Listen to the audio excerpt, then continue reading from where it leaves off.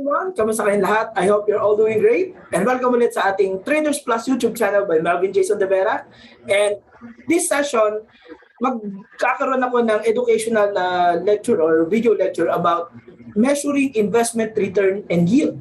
Alright, so ito yung makakatulong lalo na for those na mga students learning investment and portfolio management, yung investment analysis, plus practicing investors na rin. Minsan kasi mahirapan tayo i-communicate paano ba naging performance ng investment ko? Did I make money? Did I lose money? How do we present our investment performance to other people? Let's say you're offering investment and the client wants to learn kung ano ba yung naging takbo ng yield mo and returns over the past periods. So ito po ang sasagot dyan. Alright, so papapag-usapan natin dito yung mga holding period return, holding period yield, pati po yung annual HPR o annual HPY na tinatawag, at yung mga average returns and yield. No? Yung average yield may dalawang klase. Meron tayong tinatawag na arithmetic mean and geometric mean. So ito po ang coverage natin. Now, meron po akong mga magiging next installment videos na tatalakay naman tungkol sa expected return kapag may mga given probabilities of gain and loss or break-even, plus pag may measure ng risk. Alright, so yung risk, yung halimbawa, yung variance, yung standard deviation, at saka yung mga coefficient of variation. So ito po ang mga watch out nyo ng mga parating pang mga content. Alright? So again, paalala lang, please subscribe to my channel. Kung hindi pa ho kayo naka-subscribe, no? Pakiclick lang po yung subscription button. No? And also, like our videos. So feel free to comment. Baka may request kayong topic, content. Alright? Lalo na kung investment-related yan, go ahead and comment down below. Alright? And give us a thumbs up. Okay. So now, let's get started po. Ituturo ito gamit po ang Excel. Alright. So, dito po sa ating Excel, magbibigay tayo ng sample investment. Alright? So, yung ating sample investment could be a stock, it could be a bond, no? Or it could be any asset that may generate return in the future or mag-appreciate ng value in the future. Alright?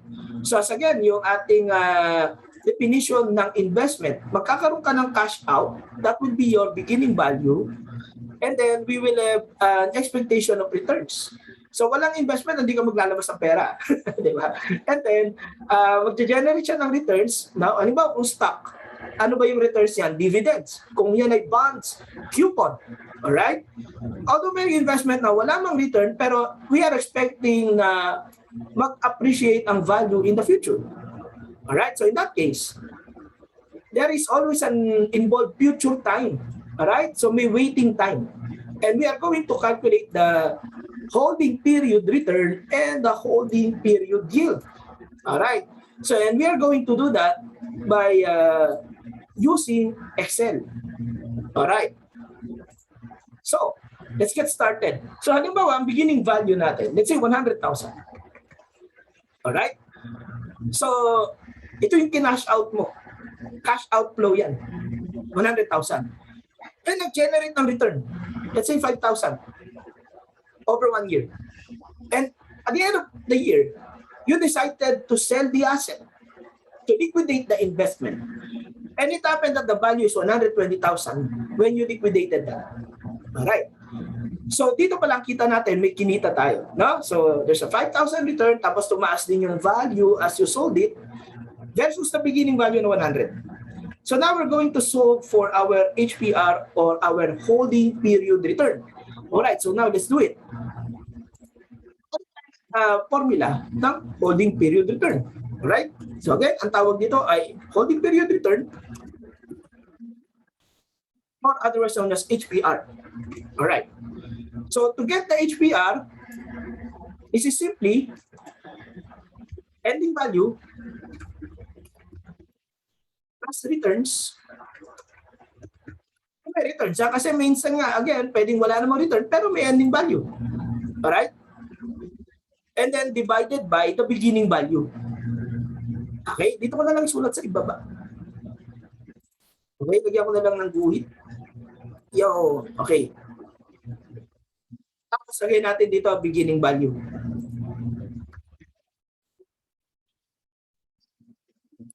Alright. So now, ito ang mga interpretation niyan. Una, if HPR is greater than 1, yun ang gusto natin, ha? Then, profit yan.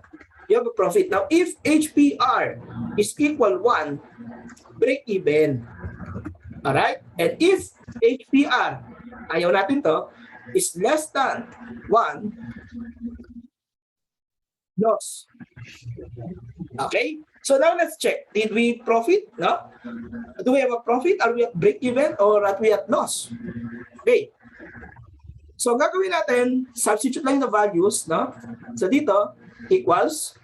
Alright? So open parenthesis natin, we will have this, no? Ending value plus the returns, whichever comes first. Okay lang yan. Then divided by the beginning value. So now it's a 1.25. So again, looking at our premise, now if HPR is greater than 1, then we are at profit. Are we at profit? Yes, we are. Kasi this is greater than 1. All right. So now let's compute for the holding period yield. All right. So for yield, we need to express that into a percent. All right. So now let's have the formula. Madali lang po yan. So the holding period yield for the HPY, all right, is just simply equals your HPR. Okay, lagyan natin ng bracket. HPR minus 1, then times 100. Alright? Bakit ita-times mo sa 100? Para ma-express mo siya in percent. Alright. But this is an Excel. So pwede naman dito na i-equals ko rito, right? HPR minus 1, alright, 0.25. Then i-click ko lang to format it as a percent. So that's 25%. So pag i-communicate mo, ano naging holding period yield mo for that investment? 25%. Alright. Now, what if it took you a number of years to liquidate the investment? How will you now communicate the annualized yield and return? Alright. So now let's go for that example. So this time, palitan natin itong mga values natin. Alright. So let's say you invested 100,000. Then ang returns mo is 20,000. At ang ending value mo, nung binenta mo, 110,000. But you sold it at year 4. Alright? So sa year 4 mo siya binenta. Okay. Now, to get your annual HPR. Alright? So ito, annual HPR, tapos mamaya annual HPY. Alright, so tumuna tayo sa annual HPR. Okay. So, una, kumpitin mo rin muna yung HPR and HPY. At dito, same formula as earlier, do not bother looking at the term. Okay lang yon. So, HPR, paano nga ba uli siya?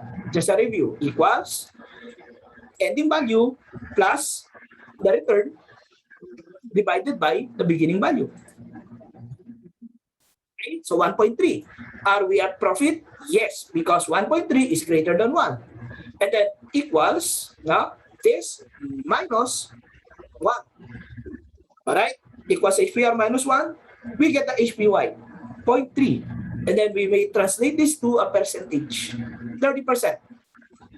But 30% is not your annual yield because it took you 4 years. Alright? So therefore, how do we communicate the annual yield? So kailangan, tama na sa annual HPR. Alright? So how do we solve for it? Equals. You get the HPR and then you raise this to 1 over n. What is n? The number of periods or the number of years it took you to liquidate the investment. Right? Then for the annual HPY, simply your annual HPR minus 1. Alright? But as again, you translate this into a percent. That's why you will multiply this with 100. Alright? So let me just specify it. There you go. Alright. So now let's do the substitute. So dito, ang magiging substitute natin, this will be equals 1.30. Alright? And then I will raise it to 1/4. Or technically, this is equals 1.3 raised to 0.25. Okay, exponent mo sa 0.25. Pwede yan. Alright? Okay, now, so let's compute. So ito, annual HPR natin. Equals the HPR then raised to 0.25. You get a 1.07. Alright? Now, let's check kung equal ba siya dun sa equals HPR raised to quantity 1/4. 1.07. And the same reading, an HPR greater than 1, profit, equals 1, break even, less than 1, loss. So, what is this? Profit? Yes. Annual HPR. Now, let's get the annual HPY. Very simple. Now, the annual HPY will simply be equals, okay, dito natin i-solve. Equals annual HPR minus 1. Alright, 0.07 or translate to percent. 7%. Okay. So, next is, we will present a series of yields and returns. And then we're gonna get the what we call average returns. Alright? So, dalawang klaseng average, arithmetic at geometric. Alright. So now let's clear this. Let's clear our board, no? So tagalin ko na rin muna to. Okay. So ganito ang gagawin natin. Tatanggalin natin muna sa isip ito at saka yung term. Let's not mind them. Okay? But don't be confused. I will be using four series ng return and yield. So halimbawa, this flat 1.0. Okay? This is below 1.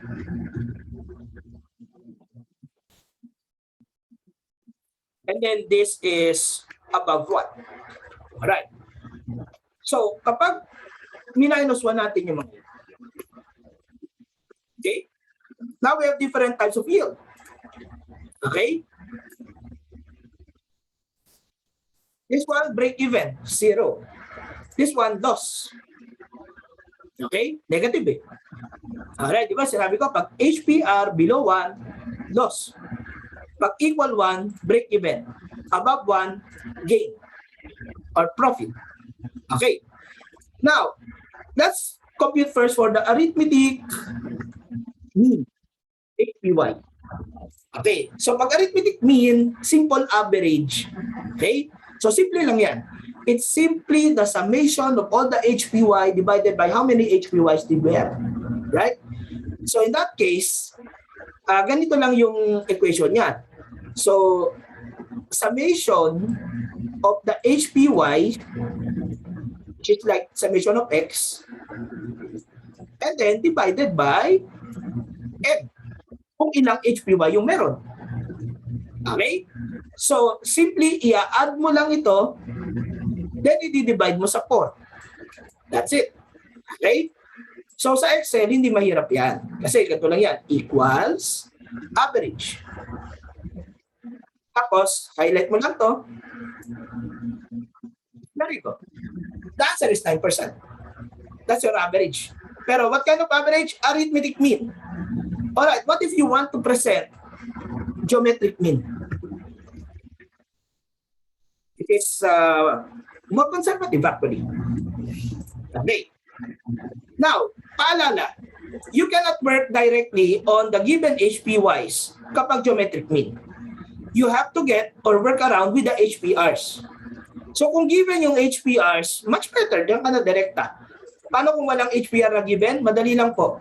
Yung mga HPY, kung sila ang given, ano ba, pinresent sa'yo, puro HPY, ipa-plus 1 mo na, pero make them in decimal form. Alright? So, ibig sabihin, 0.3, 0, 0.50 negative, 0.2. Then, lahat yan plus 1 lang. So, babalik ka dito. Makukuha mo yan. Okay. I hope you get that. Alright? That's very simple. So, now, how do we compute for the geometric mean? Ganito po.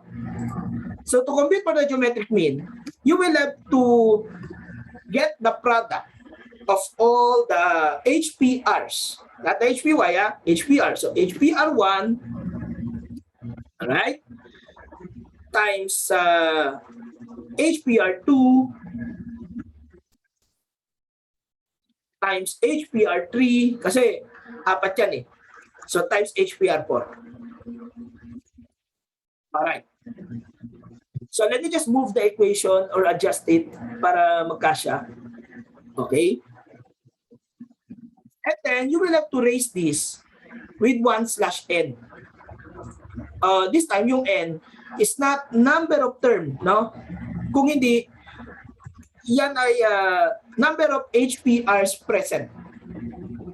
Okay, so raise to 1/n, tapos ima-minus 1 mo.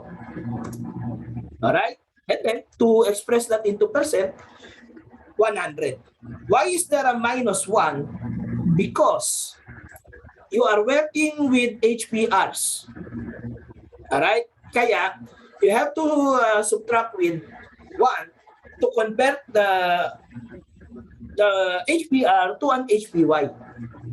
Alright? So now, let's try to do it. So dito. Ganito na lang. Daan muna ako dito para madali mag-minus 1. Alright? So dito, equals. Right? So equals.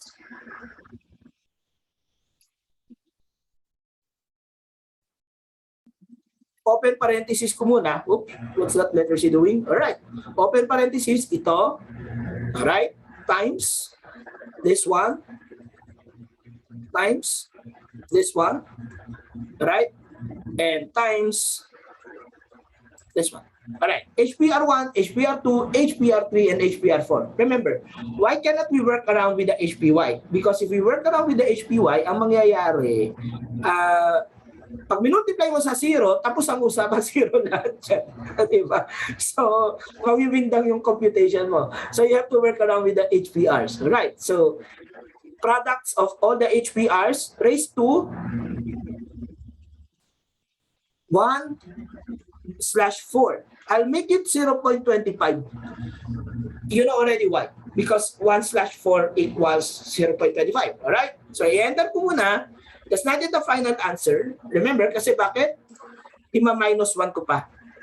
Alright, so equals ito, now minus 1. Okay. So your arithmetic mean is 9%. Your geometric mean, HPY, is 7%.